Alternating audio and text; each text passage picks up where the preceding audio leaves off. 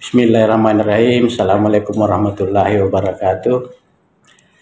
Perkenalkan, nama saya Dr. Hasim Halim SMM, dosen tetap program studi manajemen pada Sekolah Tinggi Ilmu Ekonomi Setia Wirabakti Makassar. Sebagai dosen, saya diwajibkan untuk melaksanakan tridharma perguruan tinggi, yaitu pendidikan dan pengajaran, penelitian dan pengembangan, dan pengabdian terhadap masyarakat. Pada kali ini yang akan kami jelaskan adalah salah satu dari 3 dharma perguruan tinggi, yaitu pendidikan dan pengajaran. Adapun yang kami jelaskan pada kesempatan ini adalah mata kuliah Sistem Informasi Manajemen, di mana pada mata kuliah ini terdapat 16 kali pertemuan, dan insya Allah pada pertemuan ke-8 kita akan adakan mid test, dan di akhir pertemuan, insya Allah pertemuan ke-16 kita akan final test.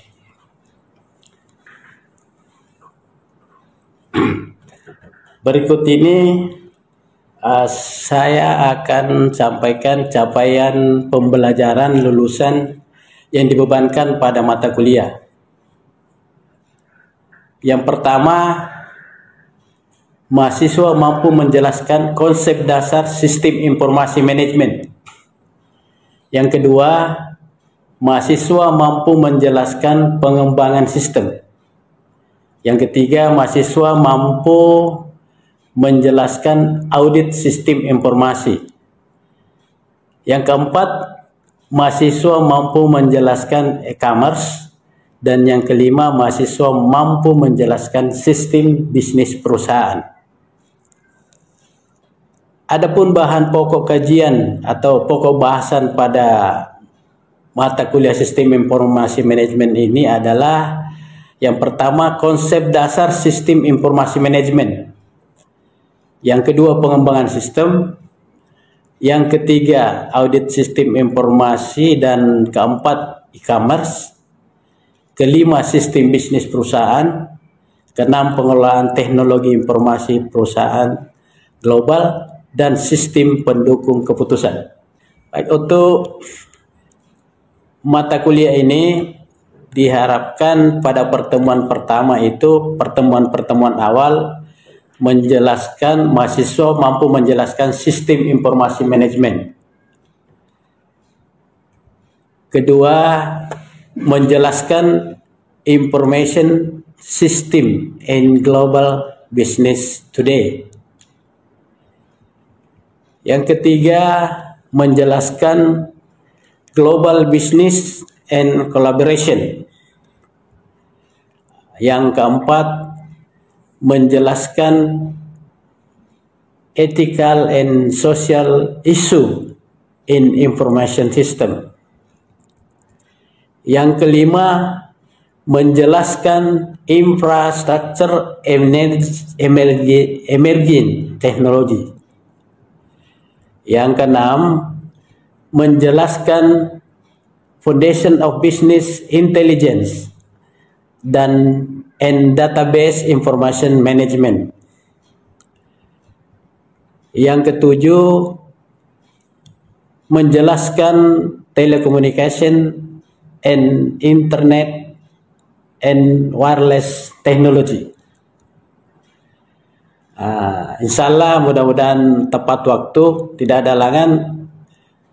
Ke-8 kita akan mid test. Selanjutnya pertemuan ke-9 menjelaskan Civil Operation Excellence and Customer Intimacy Enterprise Application. Ke-10 menjelaskan e-commerce, digital market, digital good. Ke-11 menjelaskan managing knowledge. Yang ke-12 menjelaskan enhancing decision making. Ke-13, menjelaskan building information system. Ke-14, menjelaskan managing global system. Itu terkait bahan yang kita ajarkan. Mudah-mudahan mahasiswa mampu untuk menjelaskan ke-14 hal tersebut. Untuk selanjutnya, silakan kita mengikuti video pembelajaran berikut ini. Demikian, Assalamualaikum warahmatullahi wabarakatuh.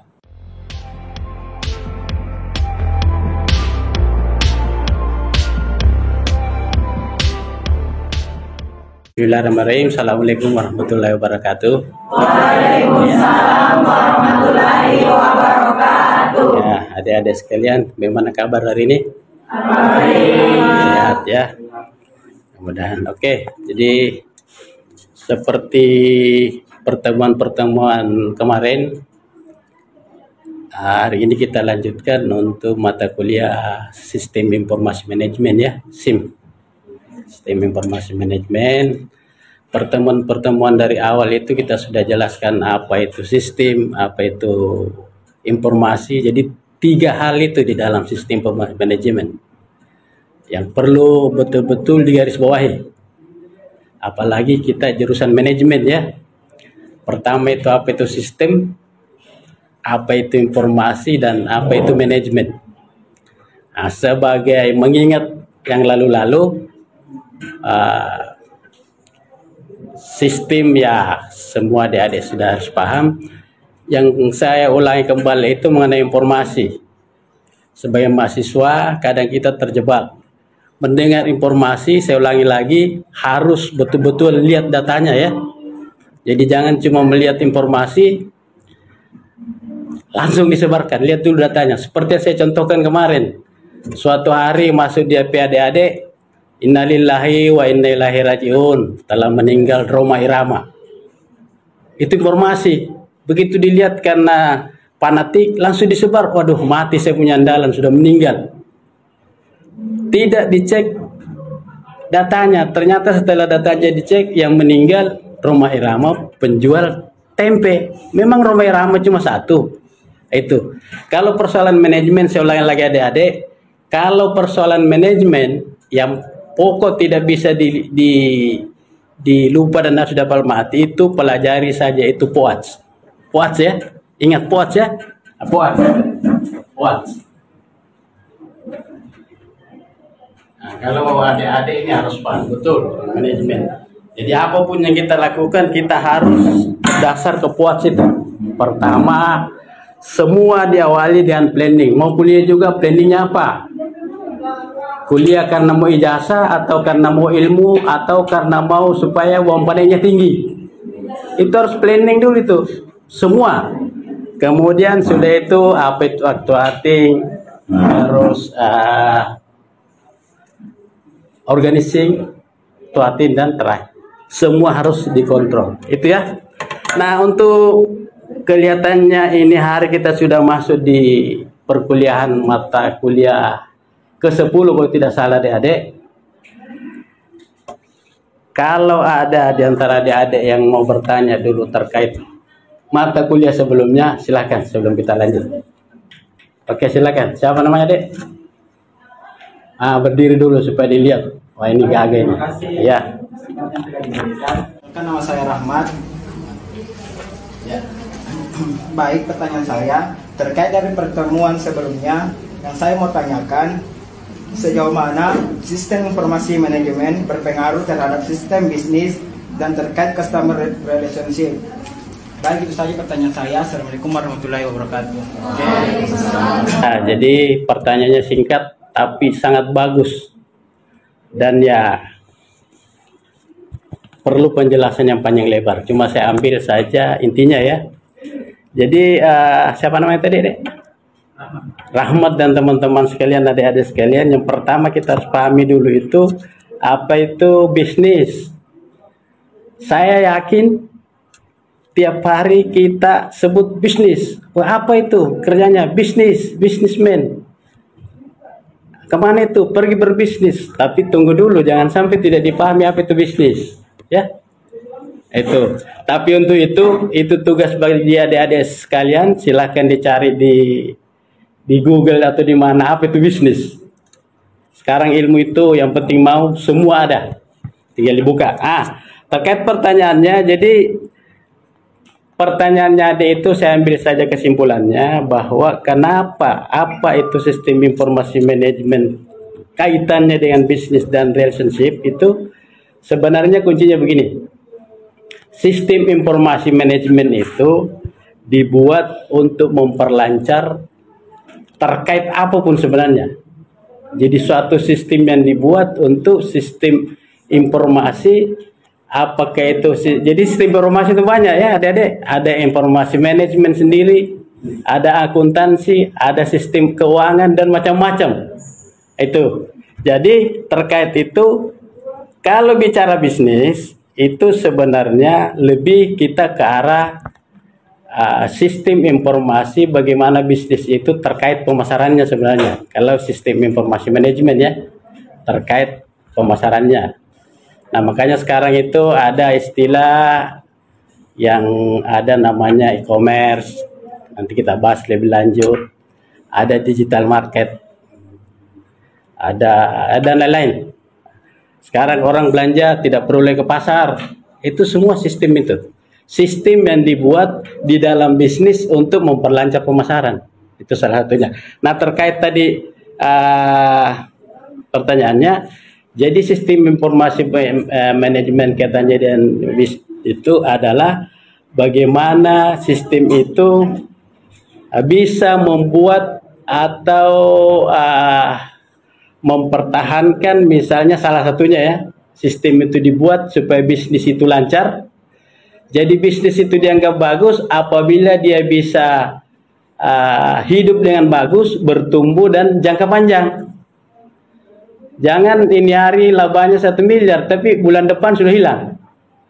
Jadi harus bertahan. Nah, salah satu daripada fungsi sistem informasi manajemen itu tadi mempertahankan masa kejayaan suatu bisnis dan untuk relationship-nya itu bagaimana hubungannya dengan loyalitas. Itu, loyalitas. Jadi nanti karena kita di pertemuan 10 ini sudah masuk ke menyenggol dalam ke pemasaran, utamanya e-commerce, itu nanti di dalam memasarkan itu harus itu. Di bisnis itu harus betul-betul kita bisa mempertahankan pelanggan. Jangan dia datang 1 kali, besoknya pindah.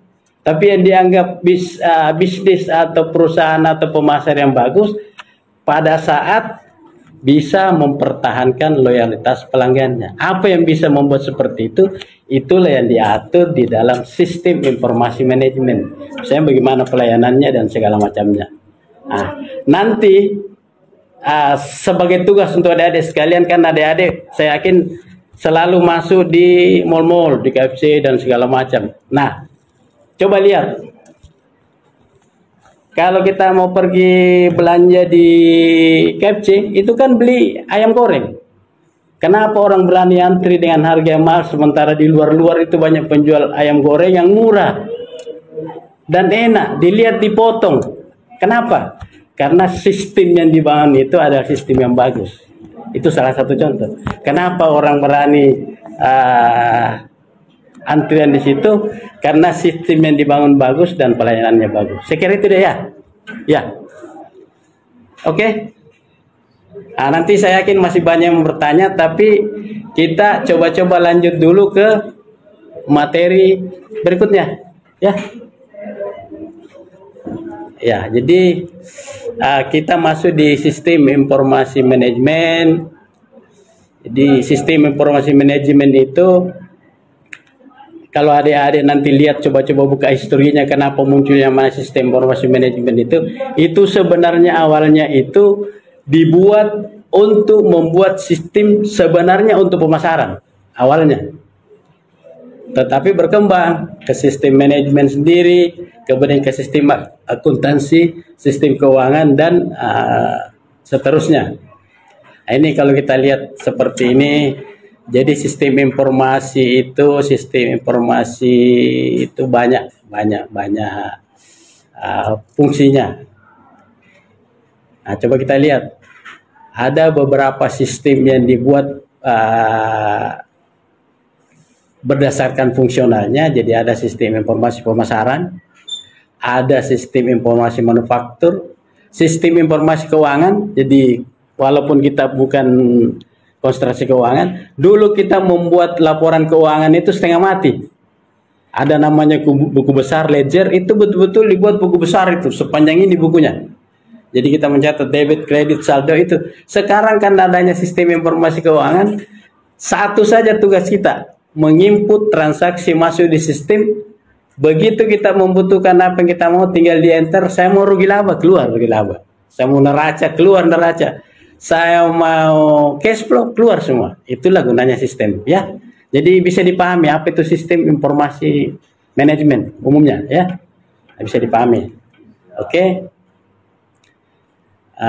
Ini sudah kita ini kemudian saya ulangi tadi, sistem informasi manajemen di pertemuan ke-10 ini lebih mengarah ke sistem informasi pemasaran. Kalau kita bicara pemasaran, adik-adik harus pahami dan hafal mati bahwa kita bicara pemasaran itu harus paham apa yang namanya 4P. Ya. 4P. Produk, promotion, pallets, and price. Harusnya price dulu baru pallets, ya. Jadi atau kadang orang katakan bauran pemasaran, atau biasa juga dikatakan marketing mix. Bahasa kerennya itu marketing mix. Sebenarnya kenapa dikatakan mix? Karena 4P di dalam. Produk, price, itu price kedua sebenarnya ini.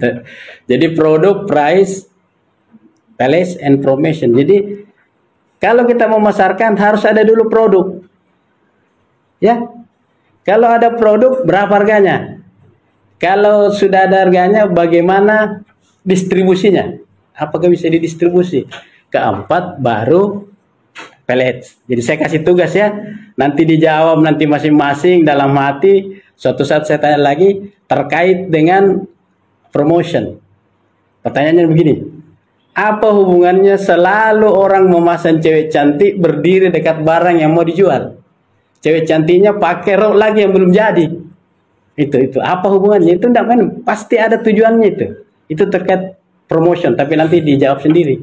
Kenapa mesti orang cantik yang disuruh berdiri dekat motor? Apakah jual motor atau jual rok? Itu pertanyaannya. Ini kita sebagai mahasiswa itu harus paham. Nanti ditanya sama orang tua, kenapa kayak itu ada orang berdiri-berdiri di situ? Nah, mati itu kalau itu ya. Itu adik-adik. Jadi bicara pemasaran jangan sampai dilupa 4P ini atau marketing mix ini. Itu. Nanti kita kaitkan bagaimana 4P ini dibuatkan sistem, kemudian bagaimana dia menjadi e-commerce. Apa itu e-commerce? Nanti kita bahas. Kan itu pelajaran tersendiri. Kita bagaimana mau masuk ke e-commerce, kalau dasar-dasarnya itu harus dipahami dulu. Apa yang di e-commerce kan dan segala macamnya ya, adik-adik ya. Sebagai yang kedua, kalau kita bicara pemasaran, jangan lupa kita sebagai mahasiswa bicara itu harus dasar. Dasar kita bicara pemasaran karena ada namanya teori. Teori dasar pemasaran jangan lupa adalah teorinya namanya teori Kotler. Ada bukunya itu kalau mau beli, mau paham tentang pemasaran, mau ahli pemasaran, ada bukunya berseri. Namanya Philip Kotler. Itu bukunya judulnya Marketing Principle. Cari saja itu, ada 4 seri. Nanti baca di situ, nanti jadi pemasar yang bagus. Begitu tamat, bawa ijazahnya ke perusahaan-perusahaan besar. Oh, saya ahli memasarkan, diterima. Misalnya pergi di Toyota, lamar, diterima karena ahli memasarkan. Bisa pasarkan mobil, bisa. Nah, itu seperti itu ya. Jadi ingat, satu tadi 4P, kedua ingat teori dasar pemasaran yaitu teorinya Philip Kotler. Tuh. Ini harusnya saja kita lewati saya dulu. Nah, ini turunan dari sistem informasi manajemen itu ada namanya sistem informasi pemasaran. Jadi dasarnya berbasis komputer. Intinya itu sistem sekarang ini buat biasanya berbasis komputer. Jadi tidak perlu kita yang menghitung. Misalnya kalau ada motor harganya 10 juta, kalau jual 100 motor, tidak perlu kita capek-capek berkalkulator. Sistem keluar sendiri itu harganya. Berapa diskonnya, berapa segala macam itu keluar sendiri tuh kalau sistem. Itu. Oke. Ini kita lewati saja. Ini yang tadi itu. Nah, ini kira-kira orang bikin sistem beginilah kira-kira gambarannya dia. Jadi ada database. Tugas kita itu menginput database masuk di sistem. Nanti sistem yang mengolah, apakah sistem akuntansi, apakah sistem pemasaran dan segala macamnya, nanti dia mengolah sesuai apa yang kita inginkan. Tapi ingat adik-adik, sistem itu mengelola apa yang kita masukkan. Jadi kalau adik-adik menginput masuk barang salah, keluarnya bisa jadi salah juga. Itu. Makanya sistem itu, walaupun bagaimana canggihnya, ujung-ujungnya tergantung siapa yang menjalankan itu sistem. Itu. Oke ini. Jadi ada sistem pemasaran, ada akuntansi. Nah, itu akuntansi. Jadi kalau sistem akuntansi itu kalau buat laporan tidak susah. Tidak susah-susah lagi sekarang. Nah, riset pemasaran. Itu. Nah, ada lagi sistem intelijen pemasaran. Jadi bukan cuma ini yang ada intelijennya, tapi pemasaran juga. Itu. Inilah semua nanti misalnya intelijen pemasaran segala macam, itu yang kita masukkan ke dalam sistem yang kita buat. Itu yang kita masukkan ke situ menjadi suatu sistem. Intelijen pemasaran itu gambarannya adalah, iya namanya intelijen. Kita lihat-lihat dulu orang, oh begini cara memasarkan, begini harganya, begini produknya, baru kita buat. Itu intelijen, namanya intelijen pemasaran. Nah ini kaitannya tadi dengan 4P, produk itu bagaimana. Jadi kalau produk itu sama dengan kita. Kalau kita membuat produk itu sudah apa namanya? Kalau orang kita katakan sudah sunatullah itu. Suatu produk itu melewati 4 fase pastinya. Sama dengan kita. Kita melewati, mau tidak mau melewati fase-fase mulai dari bayi, kemudian anak-anak, remaja, dewasa, tua, meninggal. Sama ini produk. Kalau ada produk itu 4 fase. 1 fase perkenalan. Jadi kalau kita buat, orang buat dulu ini tidak segampang. Atau kita ambil contoh aqua ya, air. Aqua. Bagaimana dulu itu sistem perkenalannya orang jual aqua. Semua orang bilang, untuk apa saya beli itu air gelas begitu, air di rumah saja tidak bisa habis-habis. Susah itu. Tapi itulah namanya siklus produk. Perkenalan. Kemudian bertumbuh. Mulai orang, iya nih, bagus nih. Kalau orang pesta, tinggal beli. Tidak usah lagi ini segala macam. Kemudian dewasa. Sekarang, sudah susah orang acara kalau tidak ada air gelas. Itu produk. Tapi ingat, suatu saat itu akan turun seperti kita. Kalau sudah dewasa, tua, sakit, meninggal, nanti hilang. Hilang. Itu pasti itu. Dan itu teori. Teorinya itu ada di teorinya Kotler. Seperti itu. Ada ya. Nah ini apa namanya? Kalau kita mau buat tabelnya, kita buat tabelnya pada saat perkenalan, pertumbuhan dan segala macamnya. Nanti kita bisa buat ini. Kalau kita mau ahli ini.